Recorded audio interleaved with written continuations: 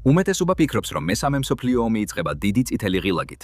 ისინი ელიან პოლიტიკურ ულტიმატუმებს, საგანგებო მაუწყებლობას და დროს რომ ჩანთა ჩაალაგონ. მაგრამ ასე არ მოქმედებენ თანამედროვე ზესახელმწიფოები. შემდეგი გლობალური კონფლიქტი ომის ოფიციალური გამოცხადებით არ დაიწყება, ის იწყება ხარვეზით. ერთი გზა საცდენილი რაკეტა შავ ზღვაში, ჰაკერული შეტევით გატეხილი ელექტროქსელი აღმოსავლეთ ევროპაში, ყალბი რადარის სიგნალი მოსკოვში. როგორც კი ეს პირველი შეცდომა მოხდება, ადამიანური გადაწყვეტილების მიღება პროცესიდან ამოღებულია. საიდუმლოს სამხედრო ავარიული დამცავი სისტემები მართვას გადაიბარებს და რამდენიმე წუთში მილიონობით სიცოცხლე ქრება, სანამ საზოგადოება ტელეფონზე შეტყობინებასაც კი მიიღებს. მომდევნო 1 საათში დეტალურად განვიხილავთ თანამედროვე გლობალური ომის ზუსტ ქრონოლოგიას. ჩვენ გავხსნით აშშ-ის სამხედროების რეალურ საიდუმლო გეგმას მრავალ ფრონტზე ომისთვის. მაგრამ უფრო მნიშვნელოვანია, რომ მხოლოდ საწყის დათმებზე არ უნდა შევჩერდეთ. თუ მსოფლიოს უდიდესი ზესახელმწიფოები ერთმანეთს სრულად გაანადგურებენ, ფერფლი მემკვიდრეობა ვის დარჩება? მე ვარ ჯოში და ეს არის The Infographics Show. პრეზიდენტმა ჯო ბაიდენმა გააფრთხილა რუსეთი, რომ თუ რუსეთი უკრაინაში ქიმიური არხს გამოიყენებს, ამას მკაფიო და მძიმე შედეგები მოხვდება. მაგრამ რა მოხდება თუ ეს წითელი ხაზი გადაიკვეთა? რა მოხდება თუ აშშ და რუსეთი უკრაინის გამო ომს დაიწყებენ? ომამდე 2 საათით ადრე. დასავლეთ უკრაინის ერთ-ერთ ადგილას, უკრაინულ ბინულ ბაზაზე, სადაც რამდენიმე ათეული ამერიკელი ინსტრუქტორი იმყოფება, რუსული რაკეტები თავს ესხმიან.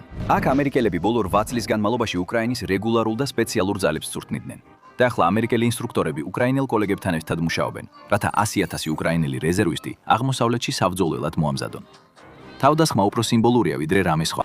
რუსეთი ძალას აჩვენებს და აშშ-ს აფრთხილებს, რომ უკრაინის ომიდან თავი შეიკავოს. თუმცა ერთ-ერთი რაკეტა შემთხვევით ამერიკულ ბარაკს ხვდება. რუსეთის თავდასხმის შედეგად 15 ამერიკელი ჯარისკაცი იღუპება. ომამდე 1 საათით და 45 წუთით ადრე. დანაკარგების შესახებ ინფორმაცია სწრაფად დადასტურდა და ვაშინგტონში გადაიგზავნა აშშ-ის სამხედროების მოწინავე, უკიდურესად მაღალი სიხშირის სატელიტური ქსელის საშუალებით.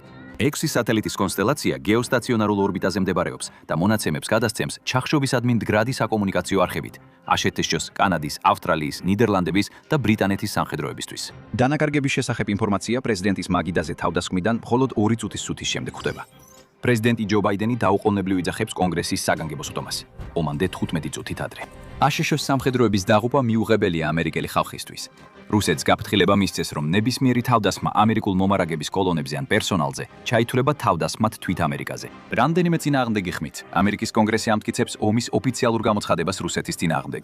მიზნად ისახავს რუსეთის ძალების განეიტრალებას უკრაინის ტერიტორიაზე და მათი უკრაინაში ხელახლა შესვლის აღკვეთას. ომამდე 5 წუთით ადრე.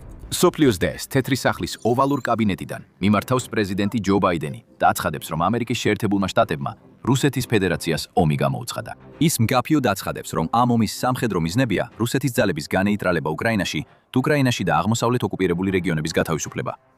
ამერიკის სახმელეთო ძალები თავად რუსეთის ტერიტორიაზე აშევლენ. ეს არის მცდელობა, შეზღუდოს დაპირისპირების ესკალაცია და თავიდან აიცილოს ბირთვულ კონფლიქტამდე მყისიერი გადაზრდა. როდესაც პრეზიდენტი თავის განცხადებას აკეთებს, ამერიკის შეიარაღებული ძალები უკვე მოქმედებაშია. ომი. პირველი საათი. ამერიკული გემების გემბანები და მსოფლიოს ოკეანეებზე SM-3 ტიპის რაკეტები, რომლებიც ანტისატელიტური შეტევებისთვის არის მოდიფიცირებული, ცაში ისვრება. მათი სამიზნეებია რუსული სამხედრო და სამოქალაქო სატელიტები, რომლებიც რუსულ სამხედრო ნაწილებს კომუნიკაციასა და GPS ნავიგაციას უზრუნველყოფენ. ამერიკული F-15-ები შეტევაში მონაწილეობენ. ისინი ანტისატელიტურ რაკეტებს დიდი სიმაღლიდან უშვებენ. შეტევები შეზღუდული და მიზანმიმართულია. ორბიტაზე სატელიტის განადგურება წარმოქმნის მასიურ ნამსხვრევების ღრუბელს, რომელიც შეიძლება დააზიანოს ან თუნდაც გაანადგუროს მოკავშირე სატელიტები. რუსეთი, რომელიც ასევე ემზადებოდა აშშ-თან ომის შესაძლებლობისთვის უკრაინაში შეჭრის დაწყების შემდეგ, პასუხობს ამერიკულ სატელიტებზე საკუთარი შეტევებით. თუმცა რუსული იარაღი რაოდენობრივად ძალიან შეზღუდულია. ამ გზით მხოლოდ 2 ამერიკული უახლესი ექსტრემალურად მაღალი სიხშირის სატელიტი ხდება განეიტრალებული. შედარებისთვის რუსული GPS სრულად ხდება არაეფექტური კინეტიკური დარტყმებისა და ელექტრონული შეტევების შედეგად, რომლებიც მიმართულია რუსეთის კოსმოსური ქსელის წინააღმდეგნ. ამერიკული გემები და ფრთოსანი რაკეტებით დატვირთული წყალქვეშა ნავები, როგორც წყნარ ოკეანეში, ასევე ბალტიის ზღვაში, რამდენიმე დამატებით ძალებს უშვებენ. ამჯერად რუსული სახმელეთო და საზღვაო ინფრასტრუქტურის მიმართულებით. პრეზიდენტ ჯო ბაიდენის ომის გამოცხადებიდან რამდენიმე წუთში ასობით ამერიკული რაკეტა მიემართება სამიზნეებისკენ, სანქტ-პეტერბურგში, კალინინგრადში და წყნარი ოკეანის სამხრეთ სამხედრო საზღვაო ბაზებში, კამჩატკაზე, მაგადანში, პავლოვსკსა და სოვეტსკიე გავანში. ამერიკული წყალქვეშა ნავი, რომელიც რამდენიმე კვირის წინ ფარულად შევიდა შავ ზღვაში, საკუთარი იერიშებს ახორციელებს რუსულ საზღვაო ობიექტებზე სევასტოპოლში და ოკუპირებულ ყირიმში. რუსეთის საჰაერო თავდაცვის დანაყოფები აფიქსირებენ შემომავალ რაკეტების მასირებული ევლიერიშს და იწყებენ მოქმედებას. S-400 და ძველი S-300 დანადგარები აკვირდებიან შემომავალ რაკეტებს. ამერიკული ფრთოსანი რაკეტები ზებგერითი არ არის და ადვილი სამიზნეა თანამედროვე საჰაერო თავდაცვის სისტემებისთვის. ხოლო რუსეთს მსოფლიოში ერთ-ერთი საუკეთესო სისტემა აქვს. თუმცა ეს პირველი მასირებული იერიში უზარმაზარია და მიუხედავად იმისა, რომ ათობით ამერიკული ფრთოსანი რაკეტა ნადგურდება, ზოგიერთს მაინც შეუძლია გაარღვიოს საჰაერო თავდაცვის მძლავრი ცეცხლი და მიაღწიოს მიზანს. საჰაერო თავდაცვის რადარები აშშ-ს საზღვაო ძალების მთავარი სამიზნეა, მაგრამ რუსეთმა ისინი კარგად დაიცვა, რადგან იცის, რომ აშშ-ს ჰაერში უპირატესობა აქვს. მხოლოდ რამდენიმე ამერიკულმა რაკეტამ მიაღწია მიზანს და ხრელები გააჩინა კალინინგრადის რუსულ საჰაერო თავდაცვის ქსელში, სადაც შეტევების უმეტესობა იყო კონცენტრირებული. წყნარი ოკეანის თეატრში უფრო მეტმა ამერიკულმა რაკეტამ მიაღწია მიზანს, რადგან იქ საჰაერო თავდაცვა სუსტია. უკრაინაში ომში თვისთვის ცუდად მიდის საქმეები, ამიტომ კრიტიკული საჰაერო თავდაცვის დანაყოფები რუსეთის ნაკლებად მნიშვნელოვან წყნარი ოკეანის თეატრიდან აღმოსავლეთში საკუთარი თავდაცვის გასაძლიერებლად გადაიყვანეს. წყნარ ოკეანეში მდებარე რუსული პორტების უმეტესობა გამოუსადეგარი გახდა. რუსეთის საზღვაო ფლოტს მხოლოდ მცირე შესაძლებლობები აქვს აშშ-ს საზღვაო ფლოტთან შედარებით და მისი გემები ახლოს რჩებიან სამშობლოსთან, სადაც მათ საჰაერო და სახმელეთო თავდაცვის საშუალებები ფარავს. თუმცა ზოგიერთი რუსული წყალქვეშა ნავი ატლანტისა და წყნარი ოკეანის წყლებში დახეტიალობს და ამ რუსი შემოპარული წყალქვეშა ნავების ძებნა უკვე დაწყებულია. ომის პირველი საათის ბოლოსთვის ევროპაში განთავსებულ ამერიკელ ჯარისკაცებს შვებულებიდან უკანიბარებენ მობილიზაციისთვის. ნატო სასტრაფო შეკრებას ატარებს, მაგრამ წევრი ქვეყნების უმეტესობა არ სურს მეხუთე მემუხლის ამოქმედება. ეს ყველაფერი დაიწყო უკრაინულ ობიექტზე თავდასხმით, სადაც შემთხვევით ამერიკელი ინსტრუქტორებიც იმყოფებოდნენ. ამერიკულ სამხედრო ძალისხმევას მხოლოდ პოლონეთი უერთდება, ძირითადად აუცილებლობის გამო. პოლონეთი ესაზღვრება როგორც კალინინგრადს, ასევე ბელარუსს და ნებისმიერ შემთხვევაში რუსული სამხედრო ძალების სამიზნეში აღმოჩნდება, რადგან ეს ერთადერთი ადგილია, საიდანაც აშშ-ს შეუძლია უკრაინაში შეტევა დაიწყოს. მესამე საათი. პოლონეთში განლაგებულმა გრძელდისტანციურმა სასაჰაერო და სახმელეთო საჰაერო თავდაცვის რადარებმა მაღალი სიჩქარით მომავალი რუსული რაკეტების მასიური შეტევა დააფიქსირეს. სამიზნეებია პოლონეთის საჰაერო ბაზები, სადაც აშშ-ს საჰაერო ძალების ჯარები და თვითმფრინავებია განლაგებული. კალინინგრადიდან გამოშვებული რაკეტებისგან დაცვა უფრო რთულია, რადგან მათი ფრენის დრო მოკლეა. ნახევარმა მათგანმა შეძლო აშშ-სა და პოლონეთის საჰაერო თავდაცვის სისტემების აცილება რეგიონში. აშშ-ში პოლონეთში პატრიოტის ბატარეები განათავსა უკრაინაში ომის დაწყების შემდეგ, თუმცა ისინი ძირითადად პოლონეთის ეგის აშორის ობიექტის დაცვას ემსახურებიან, რომელიც მრავალი წლის დაგვიანებისა და სამშენებლო სირთულეების შემდეგ ახლაც კი დასრულების ეტაპზეა. პოლონეთი ნატოს ერთ-ერთი ყველაზე მნიშვნელოვანი სახელმწიფოა, მისი მდებარეობიდან გამომდინარე, რუსეთთან და კალინინგრადში არსებულ რუსულ ანკლავთან სიახლოვის გამო. ეს ნიშნავს, რომ ძლიერი ეგის აშორის ობიექტი ერთ დღეს მსოფლიოში ერთ-ერთი ყველაზე მძლავრი სარაკეტო და საჰაერო თავდაცვის ქსელის ქვაკუთხედად იქცევა. მაგრამ ეს დღე ჯერ არ დამდგარა და ობიექტი ჯერ კიდევ არ ფუნქციონირებს. რუსეთი მშენებლობის ადგილს შორმანძილზე მოქმედი რაკეტებით ბომბავს, თუმცა სარაკეტო თავდაცვა უმეტესობას აჩერებს. რამდენიმე რაკეტა მაინც აღწევს მიზანს და ზომიერ ზიანს ატენებს ობიექტს, რის გამოც ომის დასრულებამდე ობიექტის დასრულება ვერ მოხერხდება.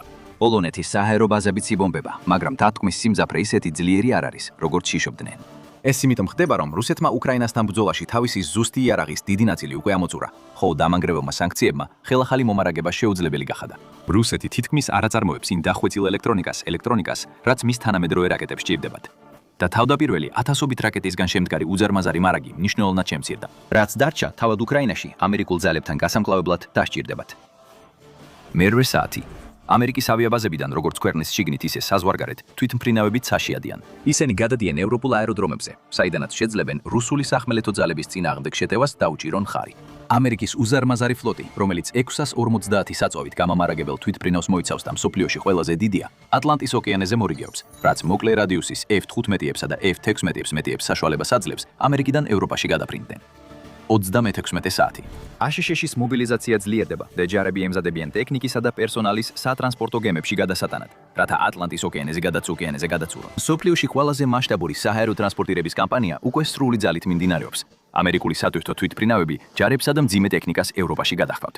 თუმცა ამერიკის შთამბეჭდავი ლოგისტიკური ფლოტიც კი უბრალოდ საკმარისი არ არის იმისთვის ქთვის, რომ შეტევისთვის საჭირო რაოდენობის ტექნიკა გადაიტანოს. ამ ეტაპზე უკრაინა მარტო დარჩა, ხოლო რუსეთი ყველა ხელმისაწვდომ ძალას კონფლიქტში აგდებს, სანამ აშშ-ში ჩამოვა. 40 საათი. რუსეთს არ სურს სხვა ნატოს წევრების გაღიზიანება, ამიტომ ბალტიის ქვეყნებში მოსალოდნელი შეთრები არ განხორციელდა. ასევე არ განხორციელებულა შორმანძილზე დარტყმები ამერიკის ყველაზე მნიშვნელოვან ბაზებზე გერმანიაში. ამის ნაცვლად რუსეთი სასწრაფოდ ცდილობს აღმოსავლეთ უკრაინაში მასშტაბური შეტევა მოაწყოს. მისი სტრატეგია მარტივია. თუ მას შეუძლია უკრაინის თავდაცვა გაანადგუროს, მაშინ შეერთებულ შტატებს სწორედ იმ ქვეყანას წაართმევს, საიდანაც ცდილობს რუსეთი გააძევოს. მაგრამ უკრაინელი დამცველები კვლავაც განძლეები არიან, მიუხედავად იმისა, რომ რუსეთი თავის სარეზერვო ბატალიონურ ტაქტიკურ ჯგუფებს ბრძოლისთვის მობილიზებს. ეს უახლოეს დღეებში 10,000-ობით დამატებით ჯარისკაცს განათავსებს უკრაინის აღმოსავლეთში, რაც დამცველებს წალეკავს. ამ დროს რუსეთის შიგნით საგანგებო გაწევა იწყება. 42 საათი. სასწრაფოდ მომზადებული მისიებისთვის ამერიკული B-2 ბომბდამშენები ბოლო 17 საათის განმავლობაში კონტინენტური აშშ საჰაერო ბაზებიდან დაფრინავენ. ეხლა შეუმჩნეველი თვითფრინავები ღრმად შეიჯრნენ რუსეთის საჰაერო თავდაცვის ზონებში და კალინინგრადში მდებარე რუსულ რადარებსა და საკომუნიკაციო ცენტრებს თავიანთი ტვირთი დაატეხეს. მიზანი არის სამხედრო ანკლავის შესაძლებლობის მოშლა, რომ თავი დაიცვას საჰაერო თავდასხმისგან და ამით რუსეთის დიდი ძალების ადგილზე გაჩერება, რათა მათ პოლონეთში შეტევის დაწყება ვერ შეძლონ. შეტევის დროს 2 B-2 იკარგება, მაგრამ რუსული კომუნიკაციებისა და საჰაერო თავდაცვის ინფრასტრუქტურაზე მიყენებული ზიანი მნიშვნელოვნად ზრდის საჰაერო თავდაცვის დაფარვის ხარვეზებს. ამ ხარვეზებით სარგებლობს აშშ-ის საზღვაო ფლოტი, რომელიც დამატებით სარაკეტო დარტყმებს ახორციელებს, რასაც ხმელთაშუა ზღვაში მყოფი ავიამზიდებიდან მოქმედი დამთმელი თვითფრინავები და ევროპაში განლაგებული მზადყოფნაში მყოფი ძალები ემატება. აშშ-ის მტრის საჰაერო თავდაცვის ჩახშობის მისია, ანუ SEAD, ნელა, მაგრამ სტაბილურად ანადგურებს რუსულ საჰაერო თავდაცვას სამხედრო ანკლავში. რუსული გამანადგურებლები მარტო ვერ შეედრებიან ამერიკულ თვითფრინავებს, რომლებსაც უკეთესი სენსორები, ელექტრონიკა და იარაღი აქვთ, მაგრამ ძლიერი საჰაერო თავდაცვის სისტემებთან ერთად ისინი სერიოზულ საფრთხედ იქცევიან. ორივე მხარეს ათეულობით თვითმფრინავი ნადგურდება, რადგან რუსეთი ცდილობს თავისი საჰაერო თავდაცვა შეინარჩუნოს და ამერიკელებსა და პოლონელებს ცა არ დაუთმოს. 60 საათი. რუსულმა შეტევითმა წყალქვეშა ნავმა ბალტიის ზღვაში მოქმედ ამერიკულ ესკადრონულ ნაღმოსანზე გამანადგურებელი დათქმა მიაყენა. ეს არის რუსეთის ერთ-ერთი ყველაზე თანამედროვე წყალქვეშა ნავი და მიუხედავად იმისა, რომ ამერიკულ ანალოგებზე ნაკლებად ძლიერია, მაინც სერიოზულ საფრთხეს წარმოადგენს აშშ-ის საზღვაო ძალებისთვის ბალტიის ზღვის მღელვარე წყლებში. წყალქვეშა ნავს დაუღალავად მისდევენ ზედაპირული ხომალდები, რომლებიც საჰაერო წყალქვეშა ნავებსაც წინააღმდეგო თვითფრინავებთან ერთად მოქმედებენ, მაგრამ ის ახერხებს მძიმე ქარიშხლის საფარად გამოყენებას და ფარულად გაურბის მათ. ასობით ამერიკელი მეზღვაური იღუპება თავდასხმის შედეგად, ხოლო მრავალ მილიარდიანი ღირებულების ხომალდი ტალღების ქვეშ იძირება. რუსეთის ზედაპირული ფლოტი ჯერ კიდევ არ გამოჩენილა ბრძოლაში. ისინი ნაპირთან ახლოს რჩებიან, სადაც ამერიკული ძალებისთვის მათზე დარტყმის განხორციელება ძალიან სახიფათოა. მეოთხე დღე. კიბერშეტევების ტალღა აზანზარებს როგორც რუსეთს, ისე აშშ-ს, რადგან ორივე მხარე ერთმანეთს თავისი კიბერსაომარი შესაძლებლობების სრულ ძალას უპირისპირებს. სამოქალაქო ინფრასტრუქტურაზე მიყენებული ზიანი ორივე მხარეს მძიმეა, მაგრამ აშშ-ში უფრო გამძლეობას ამჟღავნებს და 48 საათში ამერიკული ბაზრები ისევ ჩვეულ რეჟიმში მუშაობენ. მეექვსე დღე. კალინინგრადის ომმა რუსეთის ადგილობრივი საჰაერო თავდაცვა მცირე დაცვის ზონებად აქცია. თუმცა ეს ამერიკული ავიაციის მრავალი ერთეულის დაკარგვის ფასად მოხდა. თუმცა ანკლავი ახლა უმოწყალოდ იბომბება ჰაერიდან, რადგან ამერიკული B-52 ბომბდამშენები გამანადგურებელ რეიდებს ახორციელებენ თავიანთი ბაზებიდან შეერთებულ შტატებში. ევროპის შიგნით იქნება მომარაგებისა და ლოგისტიკური ცენტრები, რათა დიდი თვითფრინავები უფრო ახლოს იყვნენ მოქმედების არეალთან და შესაბამისად მეტი რეიდის შესრულება შეძლო. მაგრამ ამ ეტაპზე თვითფრინავებს სამიზნეების დასარტყმელად და სახლში დასაბრუნებლად ფრენახევარი სჭირდებათ, რაც შეტევის ტემპს ანელებს. თუმცა თითოეული თვითფრინავის მიერ ბრძოლაში შეტანილი უზარმაზარი ცეცხლის ძალა დამანგრეველია რუსული ძალებისთვის. მიწაზე დაფუძნებული საჰაერო თავდაცვა სერიოზულად დაზიანებულია ავიადარტყმებითა და სარაკეტო შეტევებით. ახლა ამერიკულ და პოლონურ გამანადგურებლებს შეუძლიათ კალინინგრადის თავზე საჰაერო უპირატესობის მისია შეასრულონ და რუსულ მიგებს გაბედულად გამოიწვიონ ჰაერში. როგორც უკრაინაში გამოჩნდა, რუსეთის საჰაერო ძალები არც ისე ძლიერია, როგორც ადრე ეგონათ, თუმცა რაოდენობრივად მაინც ძალიან ბევრია. აშშ-ს ბევრად მეტი თვითფრინავი ჰყავს, მაგრამ ამ ეტაპზე ისინი ევროპაში არ არიან, რაც ორივე მხარეს რაოდენობრივ თანასწორობას უქმნის. თუმცა აშშ-სა და პოლონეთის ძალებს უპირატესობა აქვთ უკეთესი სენსორების წყალობით, მაშინ როცა რუსეთს უპირატესობა აქვს მანევრირებაში და ბიძგის წონასთან შეფარდებაში, რაც მათ თვითფრინავებს საჰაერო ბრძოლებში მომაკვდინებელს ხდის. სამწუხაროდ რუსეთისთვის ახლო საჰაერო ბრძოლების ეპოქა დასრულებულია და უმეტესობა შეტაკებების ახორციელდება ვიზუალური დიაპაზონის მიღმა. მეორე მსოფლიო ომის შემდეგ ყველაზე მძაფრ საჰაერო ბრძოლაში ათობით თვითფრინავი იჩეხება, ხოლო დანაკარგები ძირითადად რუსეთის მხარესაა. ბრძოლის პირველი კვირის ბოლოს კალინინგრადი სერიოზული საჰაერო საფრთხის ქვეშაა, მაგრამ შეერთებულმა შტატებმა შეტევებში უზარმაზარი რაოდენობის საბრძოლო მასალა დახარჯა და იძულებულია საჰაერო ოპერაციები შეაჩეროს, რათა ხელახალი შეიარაღებისა და აღჭურვისთვის დრო მოიპოვოს. რამდენიმე დღის განმავლობაში ყველაფერი უცნაურად ჩუმია იმ ცაზე, სადაც ცოტა ხნის წინ მებრძოლი თვითფრინავების გუგუნი ისმოდა. მეორე კვირა. მეორე საბრძოლო კვირის დასაწყისში შეერთებული შტატების ძალები ევროპაში მნიშვნელოვანი რაოდენობით იწყებენ თალმოყრას. მათთვის ჯერ კიდევ დროა საჭირო საბრძოლველად მოსამზადებლად და ამერიკის უზარმაზარ ლოგისტიკურ ფლოტსაც კი თვეები დასჭირდება, რომ შეერთებული შტატების საბრძოლო ძალა ევროპაში გადაიტანოს. თუმცა მცირე და უფრო მობილურმა ძალებმა უკვე გაემგზავრნენ უკრაინაში და დიდი რაოდენობით საბრძოლო ვერტმფრენები იკრიბება, რათა დონბასის რეგიონში რუსეთის სახმელეთო შეტევა მოიგერიოს. ისინი უბრალოდ ელოდებიან აშშ-ის საჰაერო ძალების ხელახალ აღჭურვას, რათა საჭირო საჰაერო დაფარვა უზრუნველყოს. ახალი რუსული ბატალიონური ტაქტიკური ჯგუფები უკრაინაში შევიდნენ, მას შემდეგ რაც სწრაფად მოამზადეს საბრძოლო მოქმედებებისთვის. თუმცა აჩქარებულმა მომზადებამ ქაოსი გამოიწვია რუსულ მომარაგების ჯაჭვებში, რომლებიც უკვე ომის გაფართოებამდეც კი პრობლემებს განიცდიდა. ეხლა რუსული ტექნიკა და პერსონალი გაჩერებულია უზარმაზარ კოლონებში, რაც რუსეთის წარუმატებელ კიევზე შეტევას მოგვაბონებს. აშშშ-ს თვითმფრინავები იყენებენ მათთვის მოცემულ შესაძლებლობას, მაგრამ მხოლოდ F-35-ს შეუძლია შეიჭრას საშიშ ცაში, რომელიც ჯერ კიდევ არ არის დაცული სათანადო საჰაერო ოპერაციებით. იძულებულნი არიან იარაღის შიგნით ატარონ. F-35-ები ძალიან შეზღუდულნი არიან ცეცხლის ძალაში და მათი შეტევები მცირე რეალურ ზიანს აყენებს მტრის უზარმაზარ ფორმირებებს. თუმცა ისინი უზარმაზარ მორალურ სტიმულს აძლევენ გაჭირვებულ უკრაინელ დამცველებს, რომლებიც დიდი ხანია ოცნებობენ იმ დღეზე, როცა აშშშ-ს საჰაერო ძალა მათ დასახმარებლად მოვიდოდა. როდესაც ბრძოლის მეორე კვირა სრულდება, რუსეთის შეტევა აღმოსავლეთში კიდევ ერთხელ ფერხდება. ამჯერად კი რუსეთის დამანგრეველი ლოგისტიკური პროპური პრობლემების გამო უკრაინელმა დამცველებმა გამოიყენეს შესაძლებლობა. უკან დაიხიეს და მცირე სუნთქვის საშუალება მიიღეს, მარაგები შეივსეს და ახალ თავდაცვით პოზიციებზე გადანაწილდნენ. რუსეთი ცდილობს საჰაერო ძალების გამოყენებით დაარტყას უკრაინის წინახაზებს, მაგრამ ძალიან მალე ხდება, რომ ეს შეცდომაა. უკრაინის ცაზე იმალება რამდენიმე ამერიკული F-22 რეპტორი, რომლებიც Rapid Raptor-ის პროგრამის ფარგლებში არიან განლაგებული. ეს მსოფლიოში საუკეთესო საჰაერო უპირატესობის გამანადგურებელი იყო, ერთ-ერთი პირველი ამერიკული თვითმფრინავი, რომელიც ადგილზე გამოჩნდა. მიუხედავად იმისა, რომ რუსეთს შეუძლია უკრაინის საჰაერო სივრცის დამუქრება საკუთარი მიწიდან განლაგებული საჰაერო თავდაცვის სისტემებით, რეპტორები ამ თავდაცვებიდან იმდენად შორს არიან, რომ მათი აღმოჩენა შეუძლებელია. რუსული თვითმფრინავები მნიშვნელოვან დანაკარგებს განიცდიან, სანამ საჰაერო შეტევა მოულოდნელად შეწყდება. მეოთხე კვირა. პირველი ამერიკული ჯავშან-სატანკო ბრიგადის საბრძოლო ჯგუფი უკვე გადაკვეთა საზღვარი და შევიდა უკრაინაში. მეორე ჯგუფი სწრაფად მიყვება მას. აშშ-სა და პოლონეთის მოსალოდნელი შეტევა კალინინგრადში არ განხორციელდა, რადგან აშშ არ სურს რუსეთი ბირთვული იარაღის გამოყენებაზე პროვოცირება მოახდინოს მის ტერიტორიაზე პირდაპირ შეჭრით. ამის ნაცვლად, სამხედრო ანკლავში მყოფი რუსი ჯარისკაცები მუდმივი საჰაერო კამპანიებით არიან ჩახშობილნი. ამერიკამ რეგიონში არა საჰაერო უპირატესობა, არამედ საჰაერო დომინირება მოიპოვა. ისტორიაში პირველად რუსული და ამერიკული ჯავშან-ტექნიკა ბრძოლაში ეჯახება ერთმანეთს. ორივე მხარე 10 წლეულების განმავლობაში ემზადებოდა ამ კონფლიქტისთვის, მაგრამ ცივი ომის დასრულების შემდეგ კორუფციამ და სუსტმა ეკონომიკამ რუსეთის ოდესღაც ძლიერი შესაძლებლობები მნიშვნელოვნად შეამცირა. პირველი შეტევა ღამის სიჩუმეში იწყება. აშშ-ის ძალები თითოეული ჯარისკაცის ჩათვლით ყველა აღჭურვილია ღამის ხედვის მოწყობილობებით. რუსეთის ძალებს მეორეს მხრივ ღამის ხედვისა და თერმული მოწყობილობები მხოლოდ მძიმე ტექნიკაზე აქვთ, ხოლო კრეითებში ღამის ხედვის მოწყობილობები მხოლოდ მცირე რაოდენობითაა განაწილებული. ღამით ამერიკა ბატონობს და შეტევის სიმძაფრე რუსულ ძალებს საფუძვლიანად არკევს.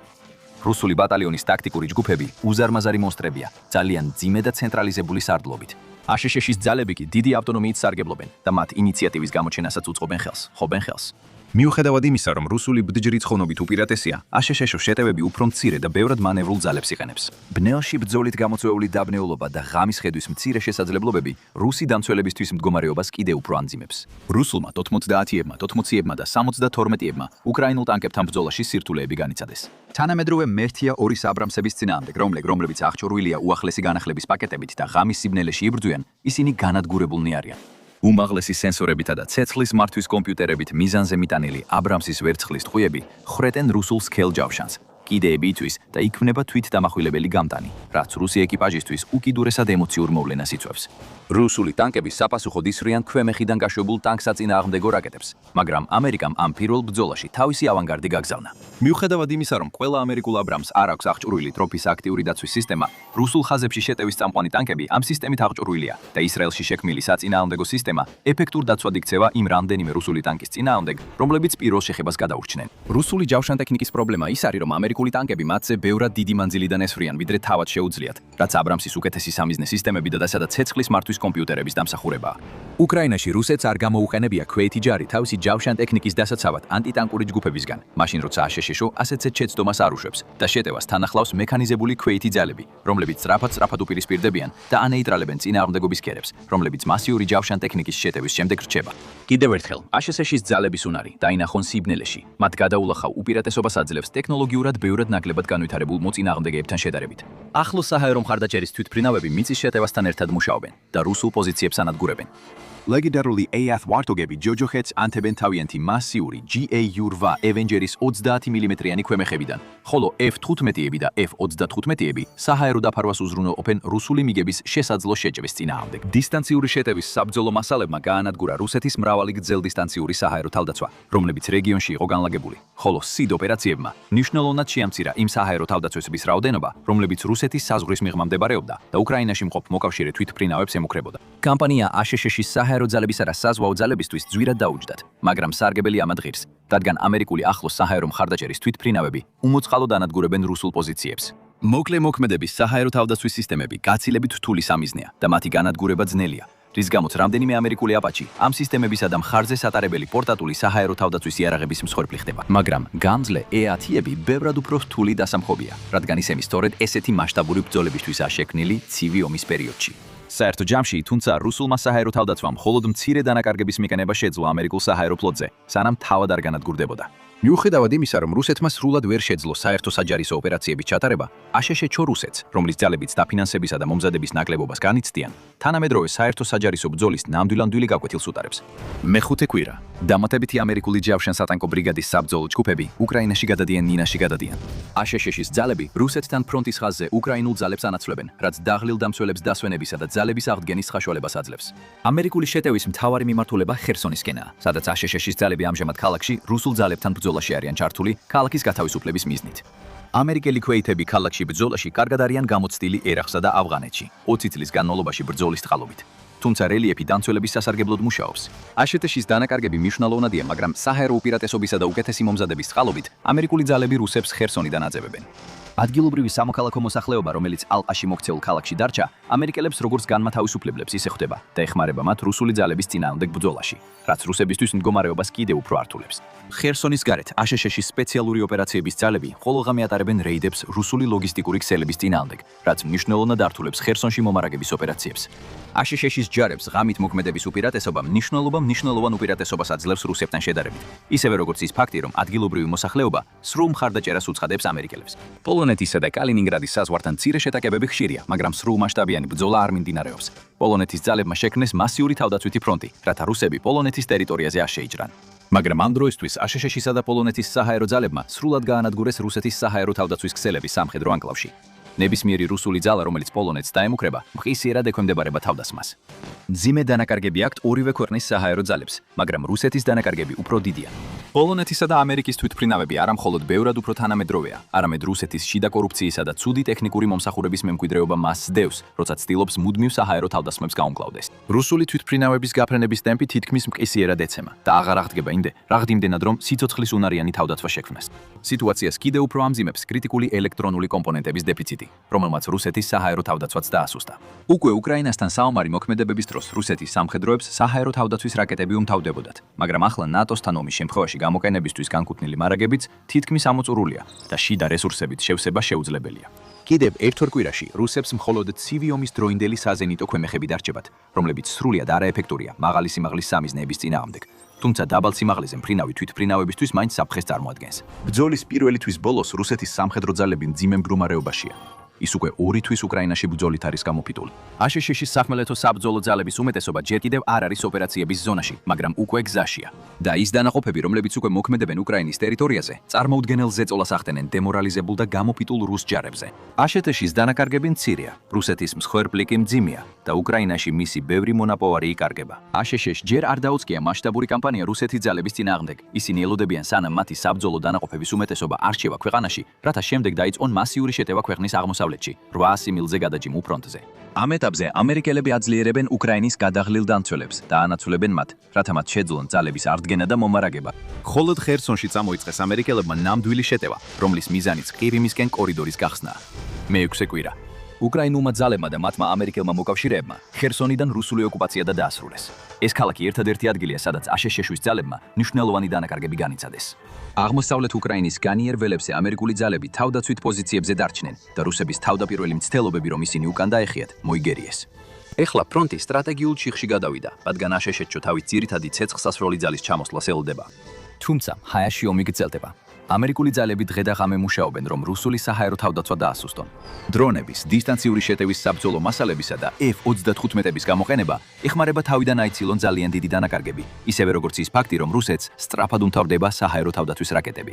თურქეთი აშშ-ს საზღვაო ფლოტის გემებს შავ ზღვაში შესვლის საშუალებას აძლევს, რაც იწვევს წვევს მოკლე, მაგრამ ინტენსიურ დაპირისპირებას რუპას რუსულ და ამერიკულ საზღვაო ფლოტებს შორის. რუსებმა შეძლეს 2 ამერიკული ესმინეცის ჩაძირვა, სანაცვლოდ კი თითქმის მთელი მათი შავი ზღვის ფლოტი დაკარგეს, რომელიც იძულებულია დარჩეს პორტში, ან იმოქმედოს ჩაძირვის მუდმივი საფრთხის ქვეშ. ამ გემებს მალევე ანადგურებენ. ამერიკული სტელს თვითმფრინავები მათ ნავმის ადგომებთან.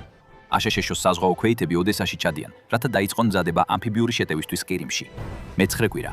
ისტორიაში ერთ-ერთ ყველაზე სწრაფ მობილიზაციის პროცესში შეერთებულმა შტატებმა 2 თვის განმავლობაში უზარმაზარი საბრძოლო ძალა გააგზავნა უკრაინაში. უკრაინისთვის ბრძოლა უკვე სერიოზულად იწყება. მეათე კვირა. რუსულ ძალებს მუდმივად უშლიან მომარაგების ხაზებს აშშ-თუშის საჰაერო და სპეციალური დანაყოფების ოპერაციები.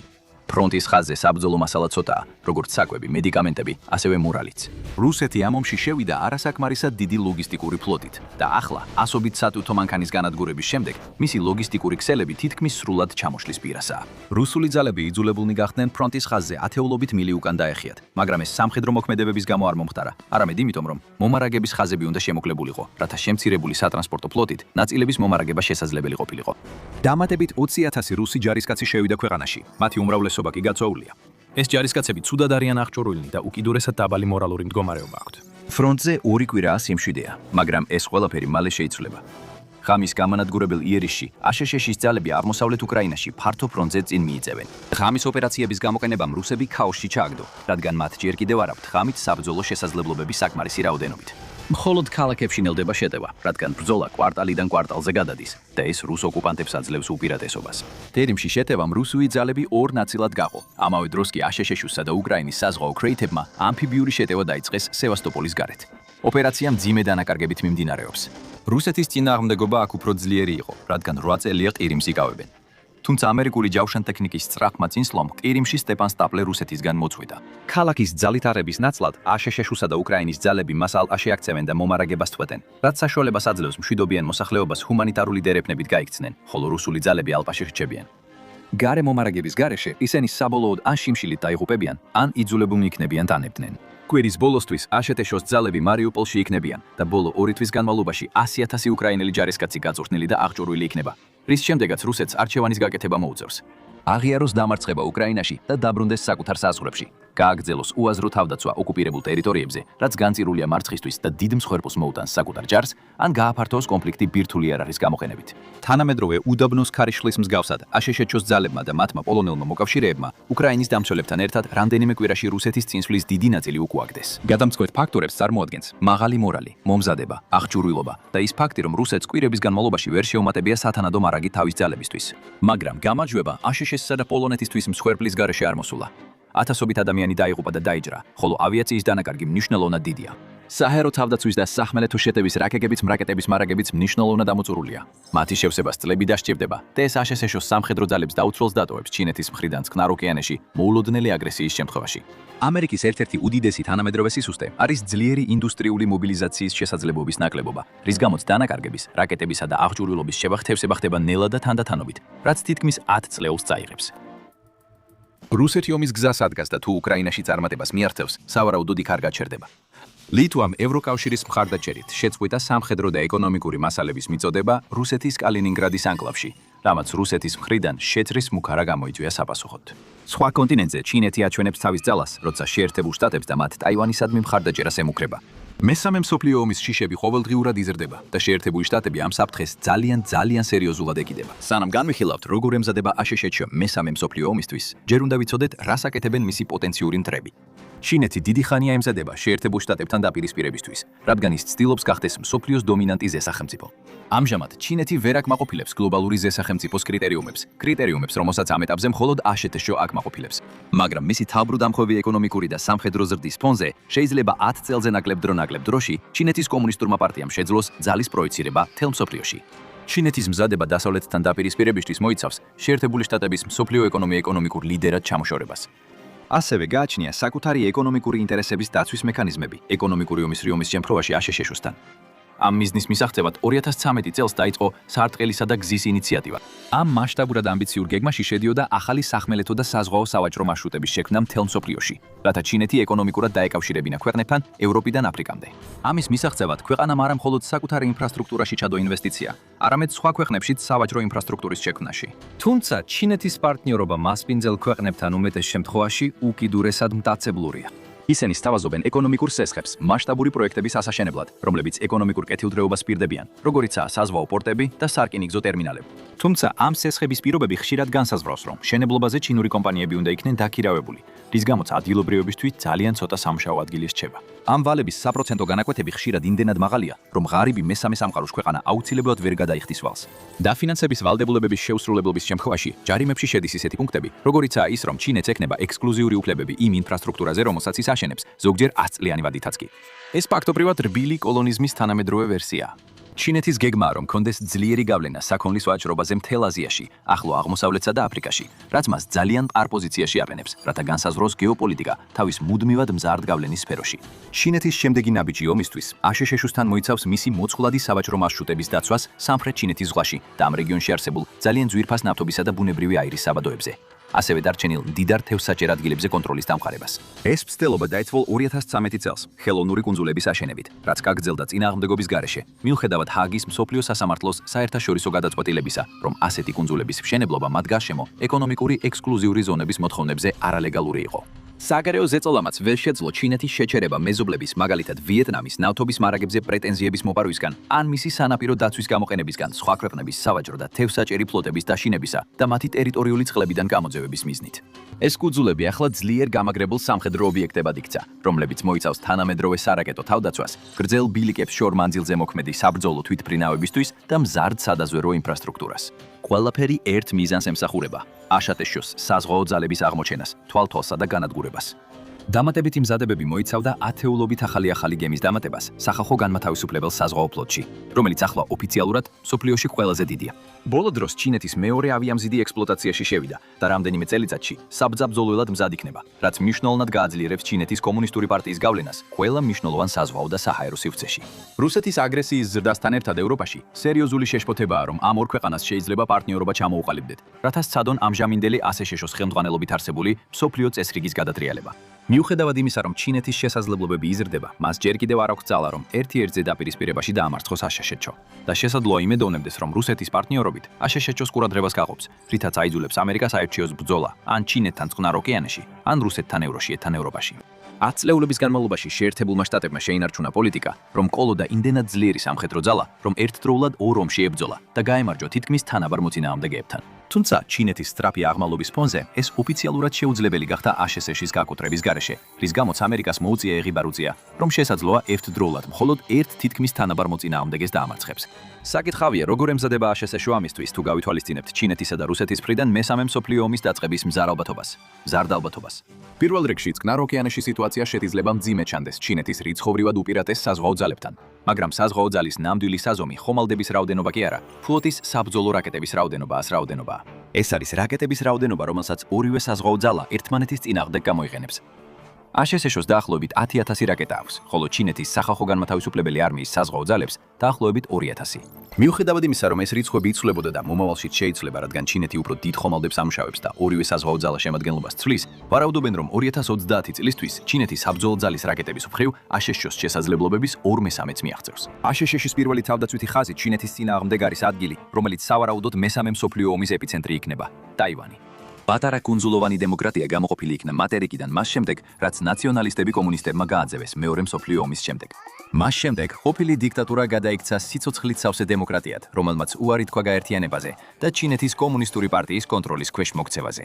ტაივანის დაცვა მნიშვნელოვანია, არა მხოლოდ ავტორიტარიზმსა და დემოკრატიას შორის სულ უფრო გამწვავებული გლობალური დაპირისპირებისათვის, არამედ ძალიან მნიშვნელოვანი პოლიტიკური და ეკონომიკური მიზეზების გამოც. პირველ რიგში ტაივანი აწარმოებს მსოფლიოს ნახევარგამტარების დაახლოებით 50%-ს. მას შემდეგ, რაც ამერიკულმა კომპანიებმა ხარჯების გამო შეწყვიტეს წარმოება საკუთარ ქვეყანაში. ნახევარგამტარები მნიშვნელოვანია თქვენს ცხოვრებაში არსებული ყოველი მოწყობილობისთვის.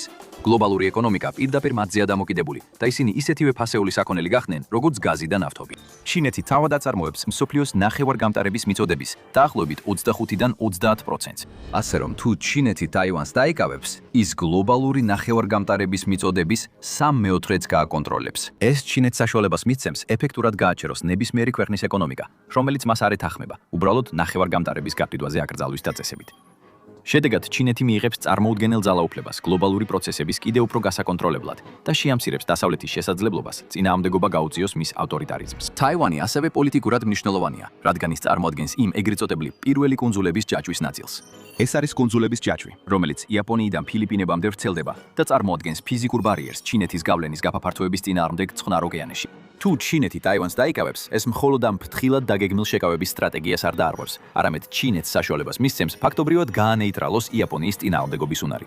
თვითმფრინავებისა და გემების ტაივანთან განლაგებით, ჩინეთს შეიძლება დაარტყას იაპონიის საკომუნიკაციო ხაზებსა და სავაჭრო მარშრუტებს, რომლებიც წყნარ ოკეანეს კვეთს. და ქვეყნებდა ქვეყანა შემოარტყას, აიძულოს იგი დამორჩილდეს ეკონომიკური მოგუდვის საფრთხით. თუ ჩინეთი ტაივანს დაიკავებს, შეერთებული შტატების ვალდებულებები ფილიპინებისა და იაპონიის დასაცავად ბევრად უფრო რთული გახდება, თუ არა შეუძლებელი. ტაივანის დასაცავად შეერთებულმა შტატებმა რამდენიმე შეთანხმებას მოაწერა ხელი და ქვეყანას მიყიდა თანამედროვე შეიარაღება, გამანადგურებელი თვითმფრინავებიდან საჰაერო და სარაკეტო თავდაცვის სისტემებამდე. შეერთებული შტატების სამხედრო მრჩევლები წლების განმავლობაში მჭიდროდ თანამშრომლობდნენ ტაივანელ კოლეგებთან, რათა ქვეყანა შეჭრისთვის მოემზადებინათ. ჩინეთის მუხარის მიუხედავად, შეერთებული შტატების იარაღის მიწოდება ტაივანისთვის შეუფერხებლად გრძელდება.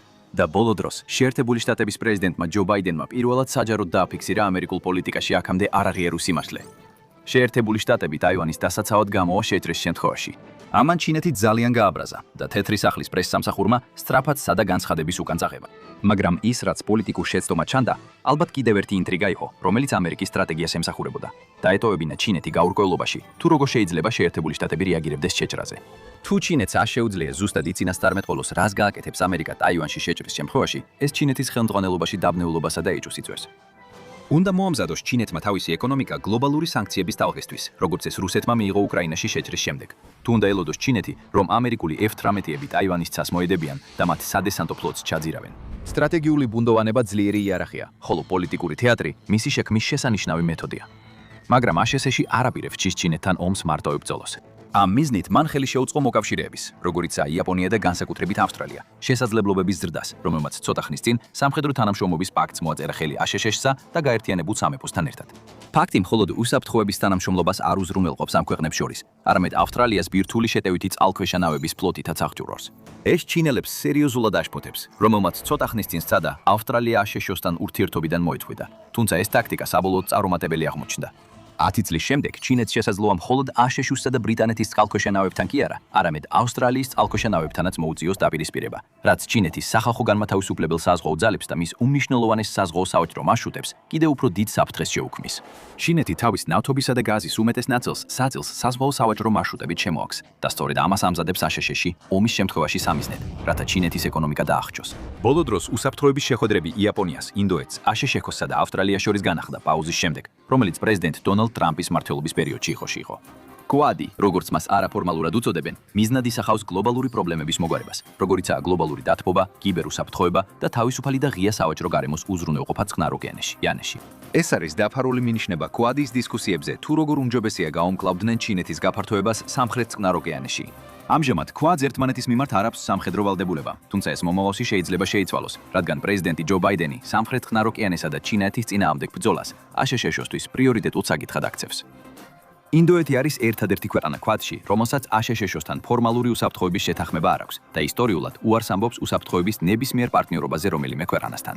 თუმცა ეს შეიძლება მალე შეიცვალოს, რადგან ინდეთსა და ჩინეთს შორის დაძაბულობა იზრდება და ნათელი ხდება, რომ ინდოეთი ვერ შეძლებს ჩინეთის უპირატეს სამხედრო ძალასთან ომის მოგებას დამოუკიდებლად. ინდოეთის სამხრეთ წყნარ ოკეანეში უსაფრთხოების ალიანსების ქსელში ჩართვა ფაქტობრივად ყველა მხრიდან შემოარტყამს ჩინეთს და რაც მთავარია, მოკავშირეთა გემებსა და თვითმფრინავებს პირდაპირ ჩინეთის სავაჭრო მარშრუტებზე დააყენებს ინდოეთის ოკეანეში. მაგრამ შეერთებული შტატებიც ძალიან კონკრეტულ ნაბიჯებს დგამს ჩინეთის წინააღმდეგ. ჩინეთთან ომის ზღვაზე და ცაში გაიმართება, სადაც ძალიან მცირე საბრძოლო მოქმედება იქნება სახალხო განმათავისუფლებელი არმიასა და აშშ-ს არმიას შორის. ეს იქნება გემებისა და თვითმფრინავების ომი, არა ტანკებისა და არტილერიის. და შეერთებული შტატები შესაბამისად ემზადება. ჩინეთთან ცაში დაპირისპირების მოსამზადებლად შეერთებულმა შტატებმა დააჩქარა F-35-ების შეძენა და მეხუთე თაობის გამანადგურებლების ესკადრილიების საბრძოლო მზადყოფნაში მოყვანა უმაღლეს პრიორიტეტად აქცია. თუმცა, როგორც საზღვაო ფლოტმა, ისე საჰაერო ძალებმა გამოთქვეს შეშფოთება F-35-ის ამჟამინდელი მზადყოფნის შესახებ, რამაც ორივე სტრუქტურა აიძულა F-35-ების შეკვეთებთან ერთად შეეკვეთათ განახლებული ძველი თვითმფრინავებიც, როგორიცაა F-15 იგლი აშშ-ის საჰაერო ძალებისთვის და F-18 სუპერ ჰორნეტი აშშ-ის საზღვაო ფლოტისთვის. ჩინური რაკეტების, მათ შორის შორ-მანძილზე მოქმედი ბალისტიკური რაკეტების საფრთხის sapasუხოდ, რომლებიც აშშ-ის გემებს ზღვაში შორსაც კი შეუძლიათ დაუმიზნონ, საზღვაო ფლოტმა ასევე დაიწყო თავისი ფლოტის ეგისის სისტემით აღჭურვილი ხომალდების რაოდენობის რაოდენობის გაზრდა. 2015 წლიდან საზღვაო ფლოტმა ასევე დაიწყო მუშაობა იმ სტრატეგიის შეცვლაზე, რომელიც ცივი ომის დასრულების შემდეგ ავიამზიდებზე დაფუძნებულ ზღვის დომინირებას ეფუძნებოდა. საბჭოთა კავშირის დაშლის შემდეგ აშშ-ის საზღვაო ფლოტი სარგებლობდა უპრეცედენტო უპირატესობითა და სრული მოქმედების თავისუფლებით მსოფლიოს ნებისმიერ წერტილში, რის გამოც ზედაპირული ფლოტები უბრალოდ ავიამზიდების დაცვაზე გადაერთნენ. წყალქვეშა ნავების წინააღმდეგ ბრძოლისა და ზედაპირული ხომალდების წინააღმდეგ ბრძოლის უნარები დასუსტდა, რადგან საზღვაო სტრატეგია მთლიანად დიდ ავიამზიდებზე იყო კონცენტრირებული. ეხლა აშშ-ის საზღვაო ფლოტი ამზადებს თავის ეკიპაჟებს, რომ კვლავ დაუპირისპირდნენ თითქმის თანაბარ მოწინააღმდეგეებს გემიდან გემზე ბრძოლებში. წყალქვეშა ნავები ამერიკის მეორე ყველაზე დიდი საზღვაო აქტივია ავიამზიდების შემდეგ, თუმცა ისინი თითქმის სრულად დაუწყებულია მსოფლიოს უმეტესობისთვის, რაც ზუსტად ისეა, როგორც მათ სურთ. ამჟამად აშშ-ს ჰყავს 68 წყალქვეშანა ნავის ფლოტი და ცვლის ცივი ომის პერიოდის ლოს-ანჯელესის კლასის სწრაფი შეტევის წყალქვეშა ნავებს ახალ ვირჯინიის კლასით. ბოლო დროს წყალქვეშა ნავებში ინვესტიციები შეჩერებულია და შესყიდვის გეგმები გრაფიკს ჩამორჩება. თუმცა შეერთებულ შტატებს წყალქვეშა ბრძოლაში მნიშვნელოვანი უპირატესობა რჩება, მიუხედავად იმისა, რომ ჩინეთს უფრო დიდი, მაგრამ ნაკლებად განვითარებული წყალქვეშა ნავების ძალა ჰყავს. ჰიპერსონიკური რაკეტების სფერომ დიდი ყურადღება მიიპყრო მას შემდეგ, რაც გამოცხადდა, რომ აშშ-ში ამ მიმართულებით როგორც რუსეთს, ასევე ჩინეთს ჩამორჩებოდა. თუმცა ამ ტექნოლოგიასთან დაკავშირებით არსებობს გარკვეული დეზინფორმაცია და დაბნეულობა, რის გამოც რუსეთი და ჩინეთი ისე გამოიყურებიან, თითქოს ამ სფეროში შეერთებულ შტატებზე მნიშვნელოვანი უპირატესობა აქვთ. თუმცა რეალურად ასე არ არის. პირველ რიგში ნებისმიერი ბალისტიკური რაკეტა ჰიპერსონიკურია და ჩინეთის ბოლო ტესტები, სადაც ჰიპერსონიკურმა რაკეტამ დედამიწას შემოუფრინა, სამხედრო თვალსაზრისით დიდად შთამბეჭდავი არ არის. ტექნიკურად რო ვთქვათ, ეს უბრალოდ არ ამატებს დამატებით შესაძლებლობას, რაც უკვე არ არსებობდა. ჰიპერსონიკურ არსებობდა.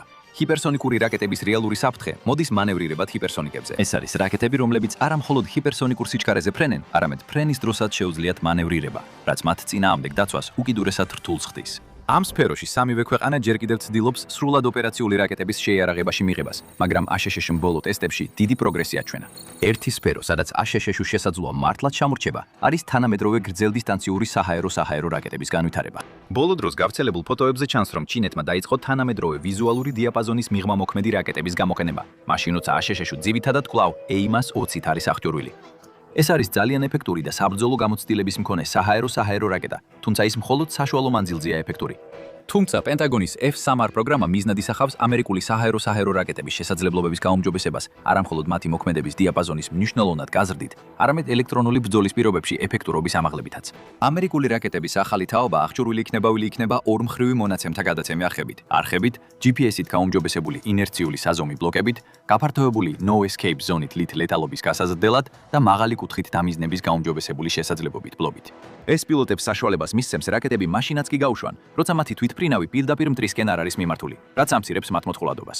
თუმცა ამერიკული გამანადგურებლებისთვის შემდეგი ნაბიჯი იქნება AM-260, რომელიც ექნება ვიზუალური დიაპაზონის მიღმა მოქმედების შესაძლებლობები და გაუტოლდება მოწინააღმდეგის გრძელდისტანციურ რაკეტებს. ამასთან ერთად კი გამოიყენებს AIM-120-ის გამოცდილ და სანდო ტექნოლოგიებს. მაგრამ მესამე მსოფლიო ომში სავარაუდოდ მოქმედებები ევროპაში რუსეთის წინააღმდეგაც გაიმართება, რადგან ასეთ სცენაში ჩინეთი და რუსეთი დიდი ალბათობით ითანამშრომლებენ. ეს იქნება გარემოებებით ნაკარნახევი პარტნიორობა და არა არჩევანის, რადგან ამ ქვეყნების ურთიერთობები საუკეთესო შემთხვევაში რთულია, ხოლო რუსეთი სულ უფრო მეტად უკმაყოფილოა თავისი უმცროსი პარტნიორის სტატუსით. რუსეთის მიერ უკრაინაში შეჭრის შემდეგ რუსეთის სამხედრო ძალებმა დაამტკიცეს, რომ ისინი არაკომპეტენტურები, კორუმპირებულები და უუნარონი არიან თანამედროვე 21 საუკუნის ომის წარმოებაში.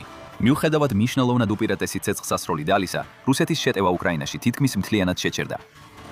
ეს მაშინ, როცა რუსული ძალები უპირისპირდებიან მოწინააღმდეგეს რუსლებს, რომელსაც აშშ-ის სამხედრო ძალებთან შედარებით მხოლოდ მცირე შესაძლებლობები აქვს.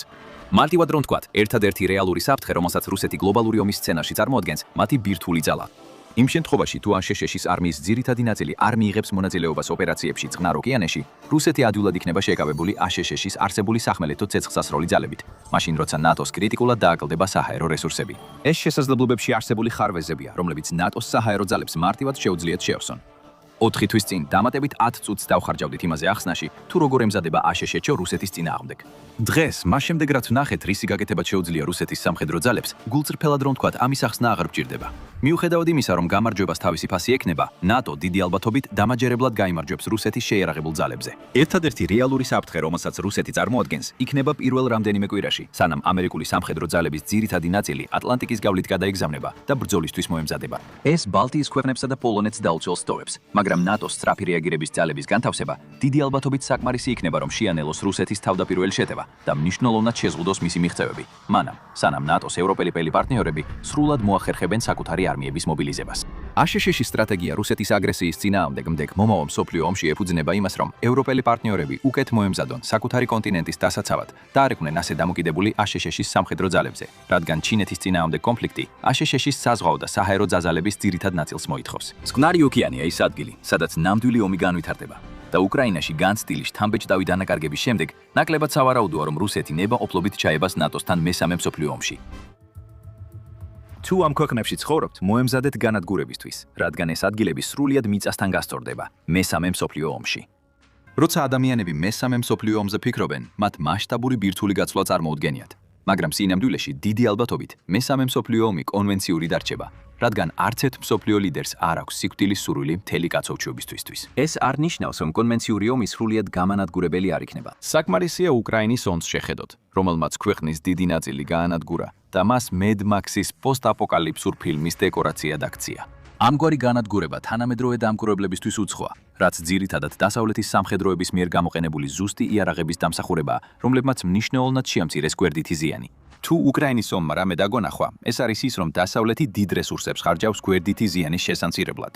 თუმცა ეს სუფთა ალტრუიზმი არ არის. ზუსტი იარაღები უბრალოდ უკეთ მუშაობს, მაგრამ ისეთმა ნაკლებად განვითარებულმა არმიებმა, როგორიცაა უკრაინისა და რუსეთის, მიზნების მისაღწევად მასირებულ ცეცხლზე უნდა დაიღრდნონ. ბოლო დროს უკრაინა სულ უფრო მეტ ზუსტი იარაღს იღებს, მაგრამ მისი შორი მოქმედების საცეცხლე და სახმელეთო შეტევითი შესაძლებლობის დიდი ნაწილი მაინც უმართავ სისტემებს ხრდნობებს ეყრდნობა. რუსეთს თავდაპირველად უფრო დიდი მარაგი ჰქონდა ზუსტი იარაღების, მაგრამ ეს მარაგი თავიდანვე მცირე იყო და ახლა სულ უფრო იშვიათი ხდება. სიტუაციას კიდევ უფრო ამძიმებს ის, რომ რუსეთი განზრახ იყენებს ზუსტ იარაღებს სამოქალაქო ობიექტებზე, რადგან რუსეთისთვის ომის დანაშაულები უბრალოდ ომის ნაწილია. და ეს უბრალოდ ჩვენი ცილისწამება არ არის რუსეთის მიმართ. ეს პირდაპირ ასეა. ზუსტად ასე ებრძოდა და ცდილობდა გაემარჯვა ეს ქვეყანა წარსულში კონფლიქტებში. ჩეჩნეთში ორივე ომის დროს რუსეთმა მთლიანად გაანადგურა ეს პატარა სეპარატისტული რესპუბლიკა. მასობრივად გამოიყენებდა საარტილერიო ცეცხლს, რათა გაენადგურებინა მტკიცედ გამაგრებული დამცველები. ეს იმიტომ ხდება, რომ რუსეთის სამხედრო ძალა ფუნდამენტურად სუსტია და არ შეუძლია ისეთი ტიპის ურბანული ბრძოლა, როგორცაც მაგალითად ამერიკის შეერთებული შტატების არმია მაღალ დონეზე ახორციელებდა ერაყისა და ავღანეთის ომების დროს. სუსტი ძალოვანი სტრუქტურა, ცუდი ან საერთოდ არ არსებული მომზადება და საშინელი დოქტრინა ქმნის არმიას, რომელსაც არ შეუძლია კარის გართან ურბანულ ბრძოლაში გამარჯვება, როგორც ეს ჩეჩნეთში იყო, მიუხედავად იმისა, რომ მტერს რაოდენობრივად ბევრად აღემატება. რუსეთის განუკითხავი და განურჩეველი განადგურება მხოლოდ საბრძოლო უნარების ნაკლებობის კომპენსაცია არ არის. ეს ასევე რუსეთის ომის მოგების სტრატეგიის ნაწილია. სამოქალაქო პირები რუსეთის იარაღისთვის სამიზნედ იფლებიან, რადგან დაღუპული მშვიდობი მოსახლიანი მოსახლეობა ცოცხლებს მორალს უკარგავს. მაშინ, როცა დასავლეთი ცდილობს სამოქალაქო მსხვერპლი მაქსიმალურად შეამციროს, რუსეთი ძალიან კარგად იცნობს იმ ტერორსა და დემორალიზებას, რასაც არამებრძოლების მასობრივი ხოცვა იჭერს წინააღმდეგობის გამწევ მოსახლეობაში. სწორედ ამიტომ ესროდა რუსეთის საავადმყოფოებს, როგორც ჩეჩნეთში, ისე სირიაში. და ამიტომაც გადაწყვიტა უკრაინაში თეატრზე თავდასხმა, სადაც ოჯახები აფარებდნენ თავს, მიუხედავად იმისა, რომ შენობის გარეთ რუსულად ეწერა ბავშვები. ამ თავდასხმის შედეგად შეფასებით რუსეთმა შეიძლება 600-მდე ადამიანი მოკლა, მათ შორის ბევრი ბავშვი. თუმცა ეს მხოლოდ ცალკეული თვითნებურად მოქმედი პილოტის შემთხვევა არ არის, როგორც ბუჩაში მასობრივი მკვლელობაც აჩვენებს. წამება და მასობრივი მკვლელობები უბრალოდ ასე იბრძვის რუსეთი და რუსეთთან დაკავშირებული ჯგუფები, როგორიცაა ვაგნერი, არაფრით განსხვავდებიან. ამ წლის მარტში მსოფლიომ მოისმინა ვაგნერის მებრძოლის ჩვენება, რომელმაც აღწერა როგორ ესროლა 6 წლის ბავშვებსაც კი, რადგან მათ უბრძანეს გაენადგურებინათ ყველა უკრაინელი მშვიდობიანი მოქალაქე, ვისაც შეხვდებოდნენ. როცა ამაზე კითხეს, თქვა რომ ისევ გააკეთებდა თუ უბრძანებდნენ. იმის გათვალისწინებით, რომ რუსეთი შეიძლება იყოს პოტენციური მოწინააღმდეგე მესამე მსოფლიო ომის სცენარში, ეს ძალიან ცუდი ამბავია მისი მეზობლებისთვის, რომლებიც შეიძლება ელოდონ ზუსტად ასეთივე მოპყრობას. რუსეთის მხრიდან უკიდურესი სიბრიყვე იქნებოდა, რომ ახლო მომავალში ნატოსთან ომის წამოწყებას სცადოს, მაგრამ კრიმინალური დონის სიბრიყვე არასდროს ყოფილა რუსული გადაწყვეტილებების მიღების შემაფერხებელი. თუმცა, უფრო რეალისტური სცენარია ის, სადაც დამცირებული რუსეთი იძულებულია უკრაინიდან უკან დაიხიოს და თავისი ჭრილობები მოილოგოს. ზუსტად ისე როგორც ჰიტლერის გერმანია ომამდე წლებში, რუსეთმა შეიძლება დრო მოითმინოს, თავისი სამხედრო ძალა აღადგინოს და ეს ბევრად უფრო სწრაფად გააკეთოს, ვიდრე გერმანიამ გააკეთა. გახსოვდეთ, დღემდე ნატომ უკრაინას აუკრძალა რუსეთზე პირდაპირი შეტევა, რაც ნიშნავს, რომ რუსეთის საწარმოო და ლოგისტიკური ქსელები სრულიად ხელუხლებელი დარჩა. ადვილია დასცინო და მიუთითო რუსეთის სამხედრო ძალების დღევანდელ წარუმატებლობაზე, მათი ხვალინდელი საფრთხის პოტენციალის უგულებელყოფით. საბოლოოდ დასავლეთმა დაამტკიცა, რომ მას უკეთესი აღჭურვილობა და უკეთესი დოქტრინა აქვს. ხოლო მკაცრმა სანქციებმა ფაქტობრივად დაასუსტა რუსეთის შესაძლებლობა აწარმოოს თანამედროვე იარაღი. ეს იქნებოდა საშიში უგულებელყოფა იმ საფრთხისა, რომელსაც რუსეთი ჯერ კიდევ შეიძლება წარმოადგენდეს დასავლეთისთვის.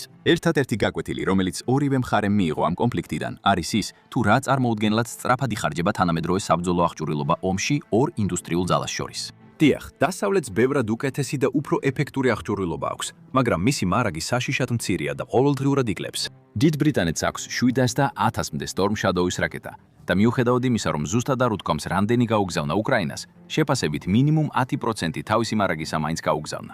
Storm Shadow-იც კი ახლაც იცვლება, უფრო თანამედროვე და ძვირადღირებული ვარიანტით. მაშინ, როცა დიდი ბრიტანეთის თავდაცვის ბიუჯეტი, მიუხედავად ბოლო ზრდისა, ძლივს ეწევა ინფლაციას. ისტორია კიდევ უფრო შემაძრწუნებელია, როცა საქმე ტანკებს ეხება. ეს არის იარაღი, რომელიც უკრაინის ომში ორივე მხარეს არასდროს ყოფნის. ბრიტანეთს დაახლოებით 157 Challenger 2 ჰყავს, როგორც ეს დადასტურებულია თავდაცვის დოკუმენტში, სადაც ჩანს, რომ ფლოტის დიდი ნაწილი სათადარიგო ნაწილებისთვის დაშალეს. Storm Shadow-ს რაკეტების მსგავსად Challenger-ი განახლდება, მაგრამ დიდი ბრიტანეთი ელოდება, რომ დამატებითი ხარჯების გამო მისი Challenger-ის ფლოტი უცვლელი დარჩება, ან შესაძლოა კიდევ უფრო შემცირდეს. დიახ, დასავლეთის იარაღი ბევრად უფრო ეფექტურია, მაგრამ როცა საშუალო დონის ანტიტანკური რაკეტაც კი შეიძლება ძვირადღირებული დასავლური ტანკი მწყობრიდან გამოიყვანოს, რაოდენობა უცებ ძალიან მნიშვნელოვანია. ასე რომ, მიუხედავად იმისა, რომ რუსეთის შესაძლოა უახლოეს მომავალში T-14-ებს არ გამოიყენებს, ამას რეალურად არც საჭიროებს, რადგან მხოლოდ რაოდენობითაც კი T-72-ები სერიოზულ ძალას წარმოადგენენ ნატოს სამხედროებისთვის. მიუხედავად იმისა, რომ ნატო ამჟამად მოტივირებულია მნიშვნელოვნად გაზარდოს თავისი მზადყოფნა, შესაძლოა იგივე ვერ ითქვას 1 ან 2 წლის შემდეგ, როცა უკრაინა სრულად გათავისუფლდება და რუსეთი თავის საზღვრებში დაბრუნდება. ევროპელები ისტორიულად ყოველთვის ცდილობდნენ მშვიდობის დივიდენდების მიღებას და უკიდურესად არ სურდათ საკუთარი თავდაცვისთვის ინვესტირება. ეს ნატოს ყველაზე მოწყვლად წევრებს პირდაპირ საფრთხის ხაზზე აყენებს. და აქ კონკრეტულად ლატვიაზე, ესტონეთს და ლიტვაზეა საუბარი. ბალტიის ქვეყნები ისტორიულად ყოველთვის უკიდურესად მოწყვლადები იყვნენ რუსეთის აგრესიის მიმართ. და უკრაინის ომამდე, ბევრი ამერიკელი სამხედრო ექსპერტი შიშობდა, რომ პუტინი მალე ერთ-ერთ ბალტიის სახელმწიფოზე შეტევას მიიტანდა, რათა ყველა შექმნილი ფაქტის წინაშე დაეყენებინა. რამდენიმე პატარა სოფლის დაკავებითა და შენარჩუნებით პუტინის შეჭრა გამოიწვევდა მეხუთე მუხლით გათვალისწინებულ რეაგირებას. მაგრამ მართლა გამოაცხადებდა ნატო ბირთვული ომის საფრთხეს რამდენიმე ლატვიური სოფლის გამო. ძალიან ცოტა ხნის წინამდე ალბათობა იყო იმაზე, რომ პასუხი იქნებოდა არა, რაც სავარაუდოდ ალიანსის დაშლას გამოიწვევდა, რადგან მეხუთე მუხლში ნდობა შეირღეოდა. დღეს რუსეთს ასეთი ილუზიები აღარ აქვს, რაც ნიშნავს, რომ ჩვენს ჰიპოთეტურ მესამე მსოფლიო ომში, დღიდან 10 წლის შემდეგ, რუსეთი ათასობით ძველ ტანკსა და ჯავშან მანქანას გამოიყენებს, რათა დაუპირისპირდეს რამდენიმე ათასიან ნატოს სწრაფი რეაგირების ძალას. ეს არასოდეს ყოფილა რეალისტური ვარაუდი, რომ ნატო წარმატებით დაიცავდა ბალტიის ქვეყნებს, განსაკუთრებით მაშინ, როცა მათ იქ მისასვლელად კალინინგრადის გალვა მოუწევდათ. მაგრამ ფინეთის ალიანსში გაწევრიანება ნიშნავს, რომ ნატოს რეალურად შეუძლია საკმარისი ცეცხლის ძალა მოაგროვოს, რათა ბალტიის ქვეყნებში შეჭრაზე რეაგირება მოახდინოს, მანამდე სანამ ბალტიის ქვეყნები თავდასხმას ვეღარ გაუძლებენ. ძველი გეგმა უბრალოდ ბალტიის ქვეყნების გათავისუფლების შესახებ ახლა შეიძლება აღარ იყოს აქტუალური, მაგრამ ეს ერთ მთავარ რამეზეა დამოკიდებული. ნატომ ფინეთში მნიშვნელოვანი რაოდენობის ჯარის განთავსება უნდა უზრუნველყოს. ეს უკიდურესად ნაკლებად სავარაუდოა, რადგან ქვეყნის ალიანსში გაწევრიანების შემდეგ აშშ-მ განაცხადა, რომ ფინეთში ნატოს ყოფნის მნიშვნელოვნად გაძლიერების არც გეგმა იყო და არც იქნება. ეს ნაბიჯი რუსეთის დასამშვიდებლად გადაიდგა და ნაკლებად სავარაუდოა, რომ ნატო ამ საკითხზე პოზიციას შეცვლის, თუნდაც რუსეთში მნიშვნელოვანი გადაიარაღების ნიშნები გამოჩნდეს. ყველა თავის ძლიერ მხარესთან ერთად ნატოს ერთი კრიტიკული ნაკლი აქვს. ეს არის რაციონალური მოთამაშე, რომელიც ცდილობს შეაკავოს სრულიად არარაციონალური საფრთხე. რუსეთი არ არის შეშლილი, მაგრამ ის მართლაც არარაციონალურად მოქმედებს და ეს განზრახდება. პუტინმა იცის, რომ მანამდე ექნება ბერკეტი ნატოზე, სანამ არარაციონალურად იმოქმედებს, აიძულებს რა საერთაშორისო ალიანსს, რომ ასე ვთქვათ, პასუხისმგებლობით იმოქმედოს. პასუხისმგებლიანი რეაქციები, თუმცა ძალიან მცირე შემაკავებელ ძალას ფლობს, როგორც ამას ადასტურებს რუსეთის უკრაინაში შეჭრის სრული მომისთვის სრული მოუმზადებლობა, მიუხედავად იმისა, რომ აშშ-ს უკვე ჰქონდა განგაშის ზარი ატეხილი. ამიტომ სრულიად შესაძლებელია, რომ 10 წლის შემდეგ ომმა ნატო კვლავ მოუმზადებლად დაახვედროს, რის გამოც ბალტიისპირეთი და ფინეთი პირდაპირ აღმოჩნდებიან რუსეთის მასიური ჯავშანტექნიკისა და არტილერიის სამიზნეში. თუ უკრაინის მაგალითს მივყვებით, ამ ქვეყნებს კატასტროფული მასშტაბის განადგურება ელოდებათ. თუნდაც ნაკლები ხარისხის იარაღით შეიარაღებულმა რუსეთმა მაინც შეიძლება ნატოს მოუმზადებელ თავდაცვაზე შემზარავი მასშტაბის ცეცხლის ძალა მიიტანოს. ყველას უყვარს იმის გახსენება, თუ როგორ მოიპოვა აშშ-ში მცალმფრივი გამარჯვება ერაღზე, როგორც უდაბნოს ქარიშხლის ოპერაციაში, ისე მეორე შეჭრის დროს. მაგრამ ის, რასაც ყველა იბიძგებს, არის ის, რომ ამერიკას მოქმედებისთვის მოსამზადებლად ბლად რამდენიმე თვე ჰქონდა. რუსეთის შეჭრა შეიძლება თითქმის ყოველგვარი გაფრთხილების გარეშე დაიწყოს და თუ საკმარისი ჯარი არ იქნება რუსული ურდოების შესაჩერებლად, მნიშვნელობა არ აქვს, რამდენად ზუსტია ან ეფექტურია დასავლური იარაღი. ბრძოლა ბალტიისპირეთში და ალბათ ფინეთშიც კი ლტოლვილთა კრიზისს გამოიწვევს. ეს კიდევ უფრო გაართულებს ნატოს რეაგირებას, რადგან რუსეთი ძალიან კარგად იყენებს ლწოლვილებს, როგორც იარაღს. ესე მოიქცა სირიაში, განზრა ხაოსო ევროპალ ტოლვილებით და ისინი ამბოხებულების კონტროლირებად ტერიტორიებზე მიმართა, რათა არეულობა და ქაოსი გამოიწვია. როდესაც ადამიანის სიცოცხლე ასე იაფია, რუსეთი ლტოლვილთა მასებს მხოლოდ ერთ არჩევანს მისცემდა. გაქცეულიყვნენ მოახლოებული რუსებისგან, რომლებიც განზრახ კლავენ მშვიდობიან მოსახლეობას. ამასობაში რიცხობრივად ნაკლებ ნატოს ძალებს ევაკუაციის კოორდინაცია გაუჭირდებოდათ სამხედრო პასუხის პარალელურად, რაც ადგილზე დამცველებისთვის მდგომარეობას კიდევ უფრო გააუარესებდა. აუცილებლად დახმარება მოვიდოდა და რუსეთს არანაირი რეალური შანსი არ ექნებოდა გაერთიანებულ ნატოს ძალებთან წინააღმდეგობაში. მაგრამ ის განადგურება, რასაც რუსეთი კონფლიქტის საწყის ეტაპებზე გამოიწვევდა, მართლაც უზარმაზარი იქნებოდა. და ეს ბირთვული იარაღის გამოყენების გარეშეა, რომლის ეფექტიც გლობალური იქნებოდა. და ამიტომაც ამ ვიდეოში მათზე საუბარი დიდად აზრს მოკლებულია. სხვა თემაზე რომ გადავიდეთ, წყნარი ოკეანე რეალურად ყველაზე სავარაუდო ადგილია, სადაც მესამე მსოფლიო ომი შეიძლება დაიწყოს. მიუხედავად იმისა, რომ რუსეთი მნიშვნელოვანი საფრთხეა, უკიდურესად ნაკლებად სავარაუდოა, რომ უკრაინაში ომის წაგების შემდეგ მას შეეძლოს პოლიტიკურად ერთიანი დარჩეს, ან საკმარისი мотиваცია ჰქონდეს, რომ ნატოს წინააღმდეგ პასუხის გასაცემად შესაფერის მომენტს დაელოდოს. ჩინეთი კი მეორე მხრივ დღესვე მზად არის ომისთვის. როდესაც წყნარ ოკეანეში ომზე ვფიქრობთ, ორი აშკარა დაძაბულობის წერტილი არსებობს: კორეის დემილიტარიზებული ზონა და ტაივანი. ამას შორის ტაივანი გაცილებით უფრო სავარაუდოა, რომ გახდეს შემდეგი გლობალური კონფლიქტის მიზეზი, ვიდრე ჩრდილოეთ კორეის სამხრეთზე თავდასხმა. მიუხედავად იმისა, რომ ჩრდილოეთ კორეა ხშირად იბუქებს, სინამდვილეში ისინი სულაც არ არიან უგუნურები მათ წინაშე არსებულ რეალობასთან მიმართებაში. ისინი არა მხოლოდ აშეტ-შესუს სამხედრო ძალას უპირისპირდებიან, არამედ თავად სამხრეთ კორეა ძლიერ მილიტარიზებული და უკიდურესად ძლიერი სამხედრო ძალაა. მათ შეიძლება რაოდენობით ვერ შეედრონ ჩრდილოეთ კორეას, მაგრამ მათი ტექნოლოგიური უპირატესობა იმდენად მნიშვნელოვანია, რომ ამ სხვაობას ანაზღაურებს. ტაივანი ომის ყველაზე სავარაუდო კერაა, უბრალოდ იმიტომ, რომ ჩინეთმა ამ ფაქტის შესახებ გაგვაფრთხილა. ჩინეთისთვის ტაივანთან გაერთიანება არა მხოლოდ სიამაყის, არამედ ჩინეთის კომუნისტური პარტიის გადარჩენის საკითხია, რომლის ლეგიტიმურობაც შეიძლება დამოკიდებული იყოს გამოყოფილი პროვინციის დაბრუნებაზე. პრეზიდენტმა სი ძინპინმა ნათლად განაცხადა, რომ ტაივანი აუცილებლად გაერთიანდება მატერიკთან, თუნდაც ამისთვის ძალის გამოყენება მოუწიოს.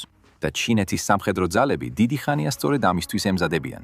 ტაივანს აშშ-ში იცავს, რომელმაც ცოტა ხნის წინ კუნძულოვანი ქვეყნის დაცვის საკითხში თავის გაურკვეველ პოზიციაზე უარი თქვა და ჩინეთმა კარგად იცის, რომ მას მსოფლიოს ყველაზე ძლიერ სამხედრო ძალასთან მოუწევს დაპირისპირება. აშშ-ისთვის სამხრეთ წყნარ ოკეანეში წდომის შეზღუდვის სტრატეგია კი ჩინეთის გამარჯვების მთავარი იარაღია და შესაძლოა ამან მართლაც იმუშაოს. ნებისმიერ შემთხვევაში ტაივანი სერიოზულ ზიანს მიიღებს. ჩინეთი შეიძლება უფრო ეთიკური მოთამაშე იყოს ვიდრე რუსეთი ომის წარმოებისას, მაგრამ სინამდვილეში ეს ჩვენ არ ვიცით. ბოლო ომი, რომელიც ქვეყანამ აწარმოა, ვიეტნამთან 1969 წელს იყო და ეს მხოლოდ მოკლე დაპირისპირება იყო. ჩვენ ვიცით, რომ ქვეყანამ როგორც ჩანს, ბევრად უფრო მეტი ინვესტიცია ჩადო ზუსტი იარაღის განვითარებაში ვიდრე რუსეთმა. და ასევე არსებობს ფაქტი, რომ ტექნიკურად ტაივანელებიც ჩინელები არიან, რაც შეიძლება ვივარაუდოთ, რომ ჩინელ რადიკალებში გენოციდური მისწრაფებების შეზღუდვას შეუტყობს ხელს. მეორეს მხრივ, რუსებიც ხშირად საუბრობდნენ უკრაინელებზე როგორც საკუთარ ძმებზე, მაგრამ ეს არ შეუშლიათ ხელი, რომ ბავშვები ქუჩაში ესროლათ. გეოგრაფია ხშირად სასტიკია და მიუხედავად იმისა, რომ ტაივანისთვის ეს ყველაზე დიდი უპირატესობაა, ასევე გარანტიას იძლევა, რომ სამოქალაქო მსხვერპლის საშინელი იქნება. ტაივანი მთიანი კუნძულია და მისი ქალაქები უკიდურესად მჭიდროდ არის დასახლებული. ეს აბსოლუტურ კოშმარად აქცევს ტაივანს ჩინელი დამპყრობლისთვის, რომელსაც გარდაულად მოუწევს მასშტაბური სახმელეთო შეტევების გამოყენება, რათა შედეგი მიიღოს გამაგრებულ დამცველებთან ბრძოლაში. და როგორც კი ბრძოლა დაიწყება, ტაივანის მოსახლეობას არსად ექნება გაქცევის საშუალება. ისევე როგორც ტაივანი რთულად დასაპყრობია, იგივე სიძლიერე უშლის ხელს მშვიდობიანი მოსახლეობის უსაფრთხო ადგილას გადაყვანას.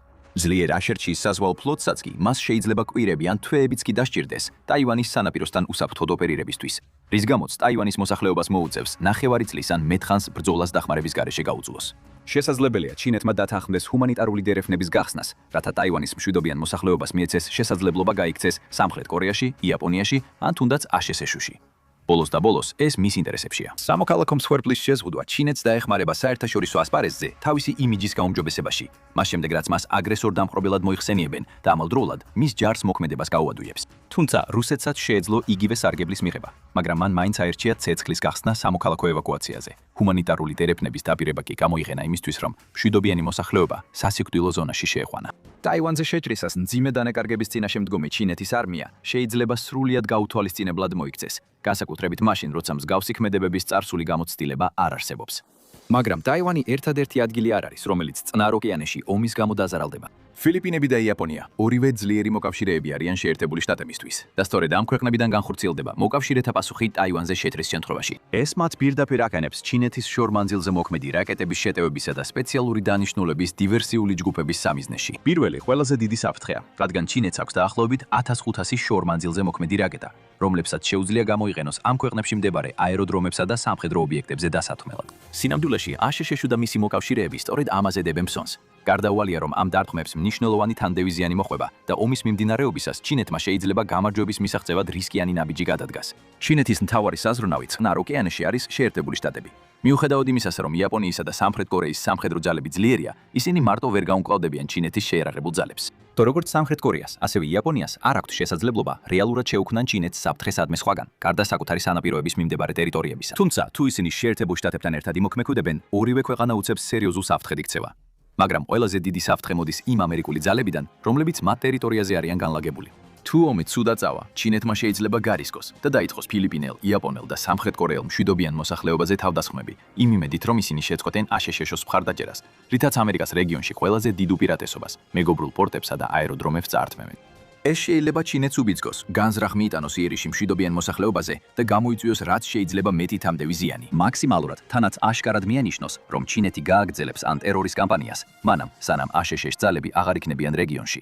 რუსეთის ტაქტიკის მიბაძვით ჩინეთმა შეიძლება ომის დანაშაულები გამოიყენოს, როგორც გამარჯვების სტრატეგია. რამდენი დაღუპული მშვიდობიანი მოქალაქე იქნება საჭირო, რომ ფილიპინებმა თავი ნეიტრალურად გამოაცხადონ და აშშ-ს საუკრძალო ნათი ტერიტორიის გამოყენება. სამხრეთ კორეა განსაკუთრებით შეიძლება დაზარალდეს ომის შემთხვევაში, რადგან ჩინეთს აქვს ერთი დიდი კოზირი აშშ-სთან ნებისმიერ დაპირისპირებაში – ჩრდილოეთ კორეა. ამჟამად დაახლოებით 50,000 ამერიკელი ჯარისკაცი სამხრეთ კორეაშია განლაგებული, რათა ჩრდილოეთის წინააღმდეგ შემაკავებელი ძალა იყოს. მიუხედავად იმისა, რომ კორეის რესპუბლიკა საკმაოდ ძლიერი სამხედრო ძალაა, აშშ-ს ხელშეკრულებით აქვს ვალდებულება დაიცვას იგი და არსებობს ეჭვები, რამდენად წარმატებული იქნებოდა კორეის რესპუბლიკის სამხედრო ძალები დამოუკიდებლად ჩრდილოეთის წინააღმდეგ. ბოლო წლებში საჰაერო და საზღვაო ძალების პრიორიტეტად გამოცხადებამ გამოიწვია ის, რომ არმიამ მნიშვნელოვანი ბიუჯეტური და პერსონალის შემცირება განიცადა და ვერც რამდენი თვითმფრინავი და გემიც უნდა იყოს, ვერ შეაჩერებს მილიონიან ჩრდილოეთ კორეულ ძალას, განსაკუთრებით მაშინ, როცა სამხრეთ კორეას მხოლოდ 500,000 მოქმედი სამხედრო ჰყავს, რაც ჩრდილოეთის ნახევარია. ჩინეთს შეუძლია გამოიყენოს კონფლიქტი კორეის ნახევარკუნძულზე, რათა ამოიწუროს ამერიკული და იაპონური რესურსები და მისთვის ეს ყველაზე მომგებიანი იქნებოდა. სამხრეთ კორეისთვის კი ეს დამანგრეველი იქნებოდა. ათასობით ჩრდილოეთ კორეული საარტილერიო დანადგარი სეულის და მისი გარეუბნების მანძილზეა განლაგებული, რაც მსოფლიოს ერთ-ერთ ყველაზე ხალხმრავალ ქალაქს გიგანტურ სამიზნედ აქცევს. განადგურება მართლაც უზარმაზარი იქნებოდა. ზოგიერთი შეფასებით, თავდაპირველი საარტილერიო ცეცხლი წუთში 100-ობით ჭურს მიაღწევდა. თუმცა დროთა განმავლობაში ეს ინტენსიური სამხრეთ კორეული საპასუხო ცეცხლის გამო შემცირდებოდა. მაგრამ ჩრდილოეთი სავარაუდოდ ბევრ ხრიკს გამოიყენებს იმისთვის, რომ განზრახ დაარტყას სამხრეთ კორეის მოსახლეობასა და მის ინფრასტრუქტურას. ქიმის რეჟიმმა ნათლად განაცხადა, რომ ომის შემთხვევაში სამოქალაქო პირები ლეგიტიმური პრისამიზნეები იქნებიან და ნახევარკუნძულზე ომს უდავოდ წინ უძღოდა სამხრეთში მრავალი ქიმიური, ბიოლოგიური და შესაძლოა ბირთვული ტერორისტული აქტი. თუ ჩვენც არ ხსადევნებდით თვალს, ნახავდით უამრავ გზას, როგორ გავითამაშეთ ეს თავდასხმები ჩასხმები ჩვენს გამოგონილ კორეის ომის სცენარებში. და ეს დრამატიზაციები რეალურ პროგნოზირებულ საფრთხეებზეა დაფუძნებული, რომელსაც აშშ-ში სამხედრო ძალები ჩრდილოეთიდან ელიან.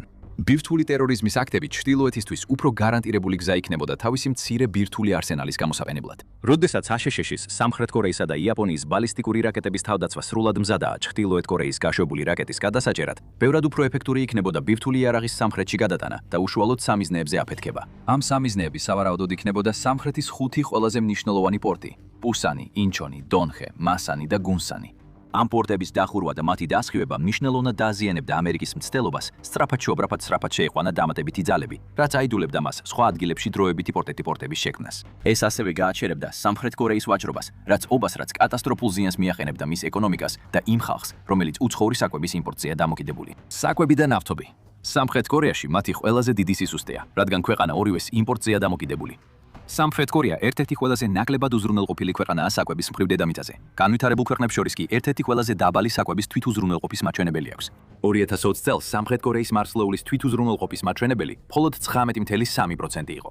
ყველაზე მნიშვნელოვან საკვებ პროდუქტებზე თვითუზრუნველყოფის მაჩვენებლები იმდენად დაბალი იყო, რომ მთავრობამ 2021 წელს სპეციალური გეგმა დაიწყო ქვეყნის საკვების უსაფრთხოების კრიზისის დასაძლევად. სამხრეთ კორეის მთავარი პორტების დახურვა ფაქტობრივად გამოიწვევდა კორეის მოსახლეობის საკვების და ეკონომიკისთვის საჭირო ნავთობის დეფიციტს, რაც დიდ ტანჯვასა და შესაძლოა შიმშილსაც გამოიწვევდა. პორტის ინფრასტრუქტურის დასხივების შემთხვევაში შეიძლება კვირები დასჭირდეს საერთაშორისო საკვები დახმარების ჩამოსვლას. ამ დროისთვის კი 10,000-ობით ადამიანი შეიძლება უკვე შიმშილით იყოს დაღუპული. და ამ ყველაფრის მისაღწევად ჩრდილოეთს მხოლოდ ის მოუწევს, რომ რამდენიმე ბირთვული მოტყობილობა თევზსაჯერ გემებზე შეაბაროს და უბრალოდ პორტში შეიყვანოს. შემდეგ კი ჩრდილოეთი სავარაუდოდ ბიოლოგიურ დიურ და ქიმიურ თავდასხმებს განახორციელებს სამხრეთის სამოქალაქო მოსახლეობაზე. ეს მოიცავს აქტიურ დაბომბვას უშუალოდ ბრძოლების დროს, მაგრამ ასევე პრევენციულ დარტყმებს მანამდე, სანამ საომარი მოქმედებები ოფიციალურად გამოცხადდება. ჩრდილოეთ კორეის სპეციალური ძალები და ჯაშუშები ადვილად შეძლებდნენ სხვადასხვა აგენტის სამხრეთში გადმოსვლას და მათ სამხრეთ კორეის ყველაზე დატვირთულ სატრანსპორტო კვანძებში განთავსებას. რკინიგზის ფართოდ გამოყენება მოსახლეობას ბიოლოგიური თავდასხმის მიმართ უკიდურესად მოწყვეტ ხდის, ხოლო სხვადასხვა მიზანმიმართული თავდასხმა სწორ სადგურებზე ბიოლოგიური აგენტის კორეის რესპუბლიკის ყველა უდიდეს ქალაქში შეხტევას უზრუნველყოფს. იქიდან ბრძოლიდან გაქცეული ლტოლვილები დაავადებას სამხრეთისკენ კიდევ უფრო შორს აიღებდნენ, რაც მეორე კრიზისს გამოიწვევდა. ეხლა გადადით და ნახეთ ჩვენი პოპულარული მხატვრული სერია მე ბირთვულ ომში 100 დღე გადავრჩი. ან დააწკაპუნეთ ამ სხვა ვიდეოზე.